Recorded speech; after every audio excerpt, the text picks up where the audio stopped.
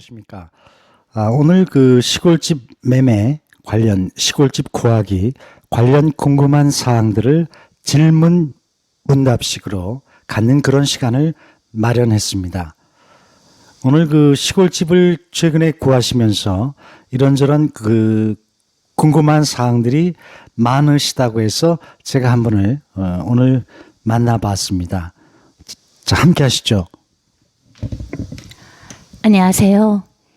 제가 시골집을 구하려고 요즘 고민이 많습니다. 시골집을 구할 때 땅을 사서 새로 신축하는 것이 좋을지 아니면 기존에 있는 그대로의 시골주택을 매입해야 하는지 요즘 이 문제로 고민이 많은데요. 도움TV에게 질문하겠습니다. 네, 저는 우선 그 시골집을 구할 때 경제적으로 예산이 아주 많지 않다면 신축보다는 기존 이미 주택으로 거주하고 있는 시골 주택을 매입해보라고 권유드리고 싶습니다. 신축은 인허가 과정에서도 또 건축 설계 사무소를 통해서 주택 도면 설계도를 의뢰하고 집을 짓기 전부터 만만치 않은 예산이 소요될 수 있습니다. 내가 주택을 신축하려고 매입해 두었던 토지에 토목 공사 비용이 변수로 발생하는 일도 잘 고려를 해 두셔야 합니다. 신축하려는 토지와 이웃집 거리 간격, 또 마을의 어느 곳에 위치하며 내가 구입해 두었던 토지의 수도와 전기 설치 관련 사항들을 잘 꼼꼼히 검토해 보셔야 할 것 같습니다. 수도와 전기 설치가 없다고 가정을 하면 예산 소요가 무척 많이 투여될 수도 있습니다. 만약에 토지를 구입하고 토지를 이미 구입해 놓은 상태에서 신축을 하는데 예산이 2억 5천만 원 정도 예산을 준비했다면 준비하고 마련해 놓은 예산 2억 5천만 원에서 여유 준비금 별도로 1억 정도는 더 준비를 해 두셔야 합니다. 옛말에 집 한 번 짓고 나면 10년을 더 늙어버린다. 그런 말이 있듯이 그 이유는 그만큼 집을 짓기 위해서는 신경 쓰고 준비돼야 할 인허가 서류부터 또 골아픈 문제들이 예상치 않게 집 짓는 과정에서 발생할 수 있기 때문입니다. 시골집을 자꾸 구하다 보면 기존의 신축 못지않은 아주 잘 지어놓은 주택들이 요즘은 무척 많습니다. 저는 신축보다 기존에 거주하고 있고 잘 이미 지어진 그런 주택을 추천해 봅니다.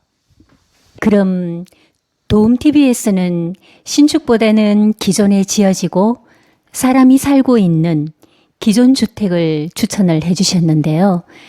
그렇다면 시골집 매물 중에 어떤 형태로 지어진 주택으로 선택하면 나을지 질문 드려봅니다. 제가 주택에 관한 그 전문 아니지만 그냥 일반적인 상식에서 말씀을 드리겠습니다. 이것은 어디까지나 개인적인 제 의견일 뿐입니다. 보통 시골집 주택으로는 목조주택이나 또 샌드위치 판넬로 지어진 경량 철골 주택, 또 그리고 전통 구옥, 한옥이라고 흔히들 얘기하겠죠. 또 이것도 저것도 아닌 그냥 일반적으로 지어진 구옥이 있고요. 또 벽돌로 지어진 아주 단단한 슬라브 주택 등이 있겠죠. 요즘은 건축 그 양식이 무척 발달이 되어서 다양한 주택이 무척 많이 시중에 건축되어지고 있습니다. 예산에 따라서 자신의 취향대로 또 원하시는 주택을 잘 살펴보시면 되겠습니다. 제가 몇 년 전에 목조주택에 살아보니까 주택 실내가 나무가 마르면서 자연스럽게 갈라지는 소리가 발생하는데 늦은 밤에는 이 소리가 조금 거슬리게 들리는 경우도 있었습니다. 그거 외에는 목조주택은 질감도 따뜻하고 시각적인 면에서 좀 친근감도 들고 괜찮았던 것으로 기억을 합니다. 또 경량철거 주택은 지붕이 아스팔트 싱글로 지붕에 마감을 하는 경우가 많은데요. 이 아스팔트 싱글이 햇볕과 비바람에 노출되면서 본드로 접착해서 붙여진 검은 알갱이들이 있습니다. 이 알갱이들이 주택 바닥 가장자리로 많이 떨어지게 되는데 시간이 지날수록 이 검은 알갱이들이 떨어지는 양들이 더 늘어나더군요. 한 가지 비가 올 때면 아스팔트 싱글은 지붕에서 이 검은 알갱이들이 지붕 끝 처마 빗물바지에 쌓이게 됩니다. 또 빗물바지를 배수관을 방해하는 것도 조금은 거주하면서 불편한 사항이었습니다. 또 미관상도 불편하였고요.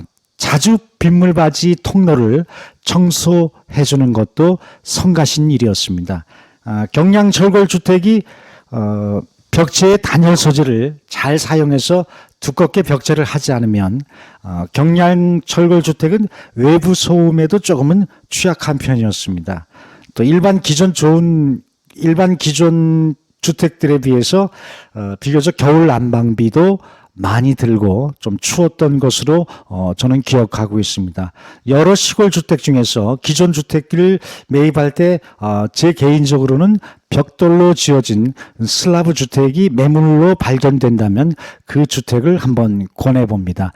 벽돌로 지어진 슬라브 주택은 지진이나 태풍 또 자연재해 장마철에도 조금은 더 잘 견디어주는 내구성을 갖고 있습니다. 또 슬라브 주택 건평이 25평이라고 하면 마당이 좁다고 해도 다른 일반 주택들이 가질 수 없는 장점이 슬라브 주택은 옥상을 활용할 수 있기 때문입니다. 또 외부 소음과 단열도 비교적 우수한 편입니다.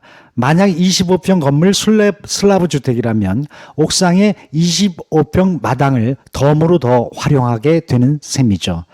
또 옥상은 집 주택 마당 평지에서 잘 안 보이던 자연 풍경을 조금 더 잘 보여지게 하는 역할도 하게 됩니다. 거주자가 옥상에 파라솔을 가져다 놓으면 아주 훌륭한 가족들의 쉼터가 될 수가 있습니다. 또 이러한 장점이 있어서 요즘은 슬라브 주택이 무척 또 귀한 그런 매물 중에 하나이더군요. 만약에 경량철골 주택을 선택하셨을 경우 지붕 소재가 아스팔트 싱글이 아닌 그런 소재를 저는 권해보고 싶습니다. 한 가지 더 추가해서 말씀드리자면 모든 주택은 다 장단점이 있는데요. 제가 추천해드렸던 슬라브 주택도 옥상 방수 문제가 노출이 되는데 우레탄 방수로 주로 많이 하게들 되죠. 이 우레탄 방수는 보통 5년 정도의 주기로 방수 공사를 유지 보수해 줘야 하는 상황이 발생이 됩니다. 이것이 슬라브 주택의 단점이지만 기존 주택들도 때에 따라서는 5년 주기마다 지붕의 유지 보수 공사를 해주는 상황이 발생할 수 있기 때문에 슬라브 주택의 옥상을 활용할 수 있는 장점만으로 벽돌로 지어진 슬라브 주택을 저는 조심스레 권해드려 봅니다. 네, 그렇군요. 슬라브 주택이 시골집 매물로 찾아보면 참 귀하긴 하더군요. 그런데 궁금한 점이 있는데요. 그럼 도움TV 진행자님은 현재 어떤 형태의 주택에 살고 계신지 궁금합니다. 네, 저는 현재 그 슬라브 주택에 살고 있습니다. 아주 어렵게 제가 만난 주택이었는데요. 만족하면서 거주하고 있습니다. 네, 그렇다면 마지막 질문을 드려보겠습니다. 시골집 매물을 제가 여기저기 온라인으로 검색하다가 아주 저렴한 가격에 매매로 나오는 경우가 있던데요. 예를 들면 1,900만 원, 2,000 몇백만 원, 3,000 몇백만 원 미만의 시골집 매물이 매매로 나오던데 이렇게 1,000만 원대, 2,000만 원대 3,000만 원대 미만의 시골 주택도 검토해서 매입을 해도 괜찮을 건지 도움 말씀 답변해 주시면 감사하겠습니다. 네, 방금 전에 말씀하신 대로 시골 주택 매물을 살펴보다가 1,000만 원대 혹은 2천만 원대, 3천만 원대, 여하튼 3천만 원대 아래로 온라인으로 검색되어서 살펴보게 되셨다는 말씀인데요. 뭐 검토하고 그런 것은 얼마든지 괜찮습니다. 제가 몇 년에 걸쳐서 시골 주택 매물에 대한 데이터가 축적되어 있습니다. 그 데이터를 가지고 살펴보게 되면 1천만 원대, 2천만 원대, 3천만 원대 이런 시골 주택은 나름대로 함정이 있을 수 있었습니다. 우리 속담에 싼 게 비지떡이다라는 말이 있듯이 1천만 원대 시골 주택은 토지 평수가 아주 작다든지 또 어떤 때는 건물이 미등기인 건물일 경우가 많아서 아마도 추측컨대 해당 1천만 원대 그 주택의 매도자 집주인께서 재산상의 가치가 조금 작다라고 판단하고 가격을 조금 포기하고 낮은 가격이라도 처분하고 싶어질 때 1천만 원대라든지 또 2천만 원대라든지 3천만 원 미만대로 온라인 시골집 매물 거래 장터에 내놓을 수도 있겠습니다. 그렇게 저렴하고 싼 낮은 가격대의 시골 주택은 공통점이 간혹가다 발견되어지는데요. 주택을 감싸고 있는 주변 환경이 아주 그 열악하다든지 또 주택의 건물이 미등기인 상태로 있는 경우가 많은 편이었고 그런 주택은 매도자인 그 주인이 포기한 재산 가치가 아주 미미할 정도로 작은 경우인데요. 만약에 집주인이 포기했다면 주택 관리도 거의 안 되어 있는 상황이 많았습니다. 또 오랫동안 사람이 거주하지 않았을 형태로 남아 있었던 주택일 확률이 높았습니다. 주택 가격이 저렴하고 싸다고 해서 덜컥 달려들어서 매입을 하게 되면 자칫 잘못하면 되팔아야 할 때 되팔리기도 어려운 상황에 빠질 수도 있습니다. 악성 매물로 남아 있을 수 있다는 얘기겠죠. 사람이 거주하지도 않고 또 오랫동안 비워져 방치한 상태로 있었다면 매수자가 매입해서 사람이 살 수 있는 주택 상태로 만들어 놓으려면 보일러, 도배, 장판, 또 수세식 화장실이 없으면 주택 실내에 주택 마당에 정화조가 없다는 얘기가 되겠죠. 실내에 화장실을 만들고 마당에 정화조만 설치하려 해도 화장실과 정화조를 설치하는 데에만 1,000만 원 정도 예산을 염두에 두셔야 합니다. 예를 들어서 시골 주택 25평 기준으로 했을 때 보일러, 도배, 장판 이 두 가지만 자가 셀프로 설치를 한다 해도 200만 원 정도 예산이 들어가게 됩니다. 또 그렇게 낮은 가격대의 주택들은 보통 싱크대 문짝이 조금 이격되어 간격이 맞지 않는다든지 교체를 해야 될 그런 상황들이 많더군요. 또 마당을 쓰레기 부산물 정리 이런 것도 요즘은 그 쓰레기 정리 정돈 비용이 만만치가 않습니다.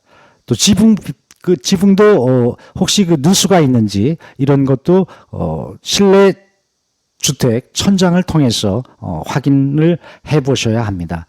또 빗물바지도 대부분 주택 지붕 끝 가장자리에 놓여진 빗물바지도 거의 새로 교체해야 될 그런 상황이 많더군요. 이렇게 여기저기 저렴한 가격들이 갖는 주택들은 수리해야 할 곳들이 너무도 많기 때문에 주택 가격에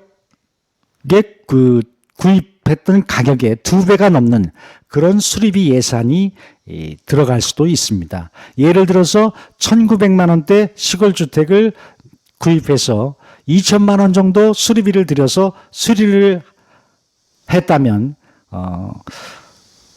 2천만 원 수리비에 1,900만 원 취득세 또 등록세 세금을 더해서 모두 4천만 원 정도 예산이 소모되게 된다면 그 시골 주택은 무늬만 1,900만 원대이고 4천만 원짜리 주택이라고 보시면 맞습니다. 왜냐하면 매수자가 그 주택을 계약하고 구입하는데 1,900만 원만 들어갔지만 수리하는데 별도로 2천만 원이 또 소요가 되어서 결국은 매물로 내놓았던 1,900만 원은 무늬만 1,900만 원대이고 실질적으로 4천만 원짜리 이 주택을 구입한 것이 되겠죠. 저는 개인적으로 주택은 그 중고차 구입하는 것과 똑같다고 봅니다. 마티즈 소형차 중고차 가격으로 뭐 최근에 발매된 신형 그랜저를 살 수가 없겠죠. 뭐 요즘은 그나마 괜찮은 중고차 딜러들이 늘상 외치는 소리가 있습니다. 세상에는 싸고 좋은 중고차는 이 세상에 없습니다. 시골 주택도 똑같은 상황입니다. 싸고 저렴한 그런 주택은 없다고 보시면 맞습니다. 싸고 저렴할 때는 그냥 싸고 저렴한 것이 아니고 거기에는 다 이유가 있습니다. 설사 싼 가격에 그 주택을 구입했다 하더라도 수리비가 배보다 배꼽이 더 큰 것처럼 들어가야 하고, 또 저렴한 시골 주택의 공통점은 주택을 감싸고 있는 주변 환경들이 열악한 경우가 많아서 그 주택에 살면서 나중에 집값이 오른다든지 하는 재산상의 이득 발생하는 일이 거의 없을 확률이 높다고 보시면 됩니다. 시골 주택 가격 형성은 주변 환경에 따라서 많이 좌우되는데요. 고급스러운 전원주택을 예를 들어서 보시면 그 주택을 감싸고 있는 주변 환경들이 상당히 쾌적하고 환경이 좋은 것을 우리는 가끔은 확인할 수가 있습니다. 보통 자연 환경이 뛰어나고 위치가 좋은 곳에 자리 잡고 있는 이유가 다 거기에 있는 것이겠죠. 자연 환경이 뛰어나고 주변 주거 환경이 좋다고 하는 것은 그런 주택들은 가격대가 자꾸 올라가는 재산상의 이득도 바라볼 수가 있습니다. 저는 이러한 이유로 낮은 가격대의 저렴한 가격의 시골 주택은 면밀히 잘 살펴보시라고 권해드려 보겠습니다. 현실적으로 매입 예상 비용도 꼼꼼히 따져봐야 하기 때문에 개인적으로 싸고 좋은 시골 주택은 절대로 없다라고 주장합니다. 또한 지나치게 저렴한 낮은 가격대의 시골 주택은 권해드리고 싶지 않습니다. 네, 오늘 자세한 설명해 주셔서 감사합니다. 저처럼 저렴하고 낮은 가격대의 시골 주택 1,000만 원대, 2,000만 원대 또는 3,000만 원대의 시골 주택을 관심을 두셨던 분들이라면 많은 참고가 될 것 같습니다. 다음 시간에서는 도움TV님께 지상권 주택 구입과 관련된 이야기와 다른 궁금한 사항들을 질문을 통해서 들어보리는 시간을 갖도록 하겠습니다. 다시 한번 오늘 말씀 감사드립니다. 예, 저도 함께 해주셔서 감사드립니다. 다음 시간에 그러면 더 좋은 내용으로 인사드리겠습니다. 감사합니다.